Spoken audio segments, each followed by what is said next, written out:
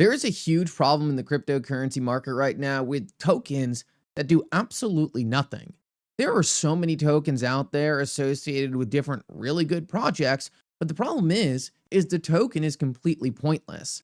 In this video, I want to talk about whether or not XRP is a token that even has to exist, and talk about how you can identify other cryptocurrencies out there where it might be an outstanding project, but the token is pretty much worthless. Like always, your support means so much to this channel. Thank you to everyone who takes the time to like these videos and subscribe to the channel. These two simple things really do help me out so much. Also, if you ever need a place to buy some XRP, make sure to check out my favorite exchange Uphold down in the description of this video.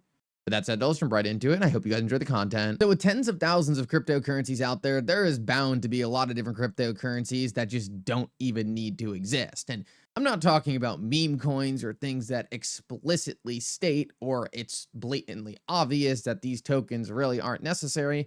I'm talking more about blockchains and different services in the cryptocurrency industry that provide a tremendous amount of value, but the purpose of the token doesn't really make any sense. This is what I find to be a huge problem in the cryptocurrency industry, and honestly something that's been thrown at XRP before in the past. So I really want to do a breakdown of why this is such a big deal, why it's so important to pay attention to, and where XRP fits into the mix. Now, the first thing we absolutely need to talk about when it comes down to this entire topic is what is the purpose of any given token. There's two different ways a token can have a purpose. It can either be a critical part of the underlying protocol, or it can have some societal use case where humans attributed value to that token. Bitcoin is a great example of both.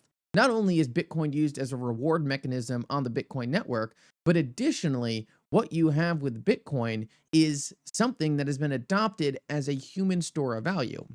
Because of that, it has this inherent demand for the token because people are seeing it as an anti-inflation hedge or an opt out of the system.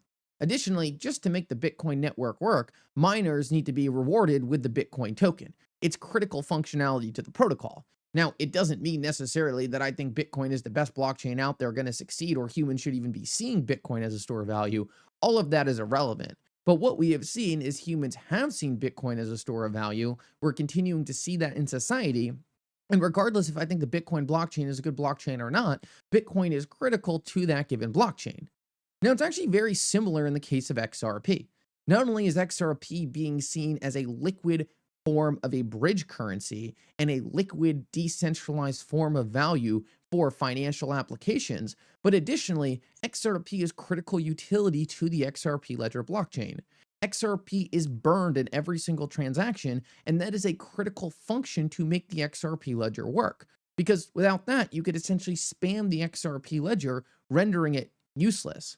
XRP is a native form of gas on the XRP ledger, making it a critical piece of the overall blockchain. Additionally, XRP is the most liquid asset on the XRP ledger. AMMs will often pair assets against XRP because it's the most available hyperliquid native asset with no single counterparty.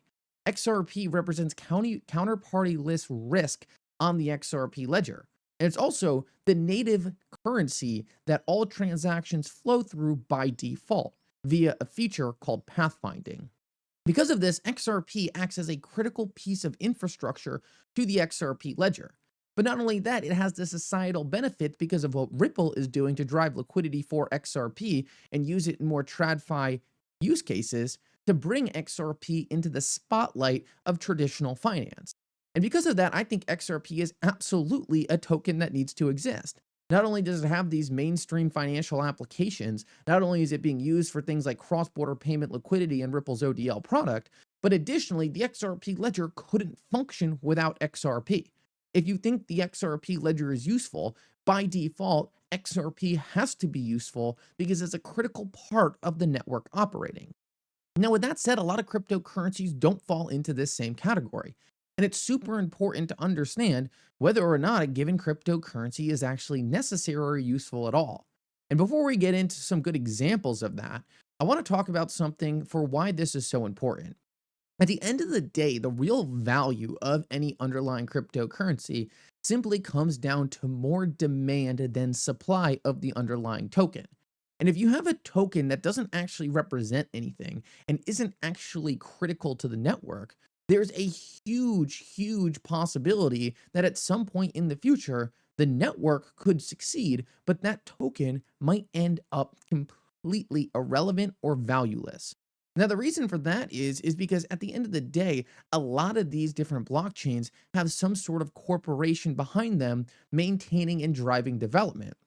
That corporation will ultimately have stock or shares or a security backing it.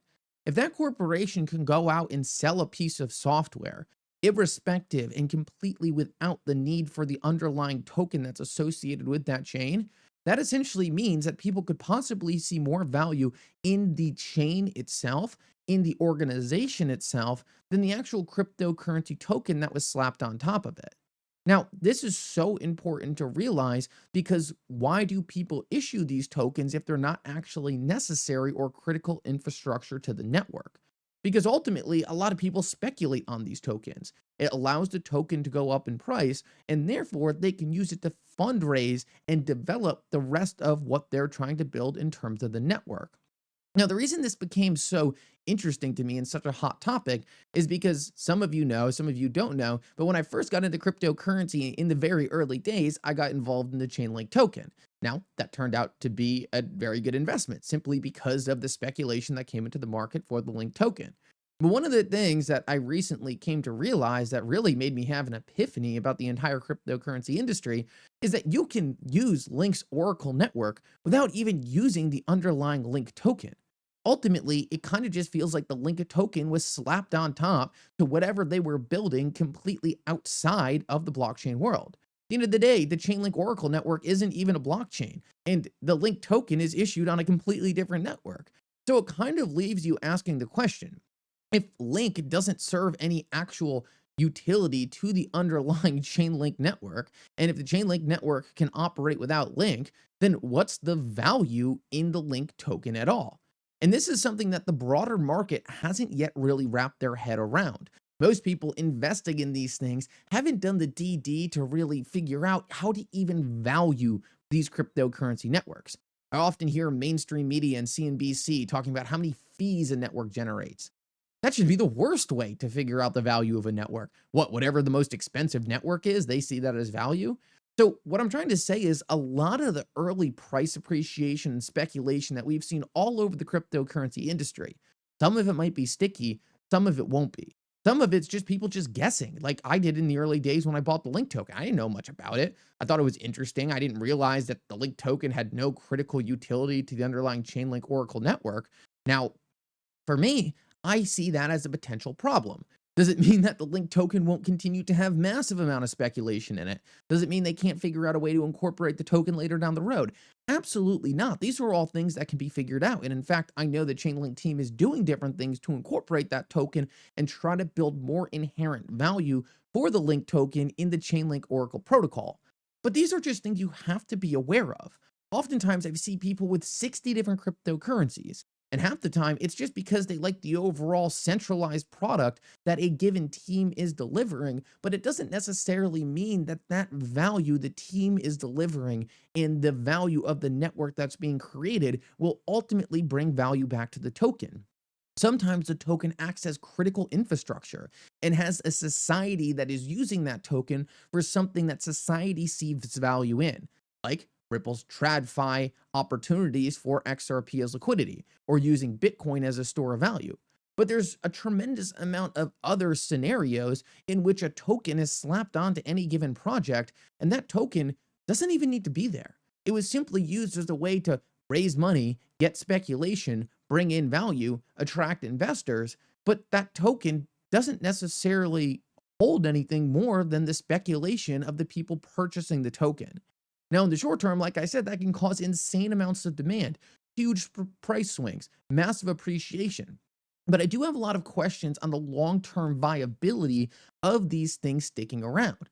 I think ultimately there's going to be huge problems when people actually go back and try to figure out, what am I actually holding? What does this actually do for me? What does this mean? What do I get rights to for holding this token? And if there's no actual answers to that, or you can't figure out where the token actually fits into the underlying project or protocol that it's supposed to be representing in a form of utility, that could potentially be a problem later down the road. Now, like I said, sometimes it can be difficult to vet these things out. And many projects might have long term plans to incorporate the token later on, and they just haven't figured out a good way to do it yet. I don't think that's necessarily signs that this thing is going to be a massive failure or completely blow up, but it does require a lot of thinking on how that's going to happen and whether or not that team is going to be able to execute. The cryptocurrency market is very different than what we're used to in the securities market. In the securities market and the stock market, you get ownership of the company's success. You get ownership of the sales of a given software. You have a stake in the company itself. Cryptocurrencies, as we know, are not securities, and you don't have any underlying right to the company behind any given network or anything like that. So there has to be a societal economic demand for that token for either some kind of off chain reason or for the chain itself to use that demand internally as a core function of the underlying protocol. And if those two things are missing, then there could be a potential problem with that underlying token's long-term value if it can't figure out a way to fit into one of those compartments and or both. Guys, I know this was a different kind of video, a little bit more technical and a little bit longer term thinking on how you can evaluate some of these different cryptocurrencies in the network, but I don't see enough people paying attention to this. And I think over the long run, it's going to be coming up as a more and more important thing to be paying attention to. Thank you so much for coming. I hope you enjoyed this update. And for now, Mickle out.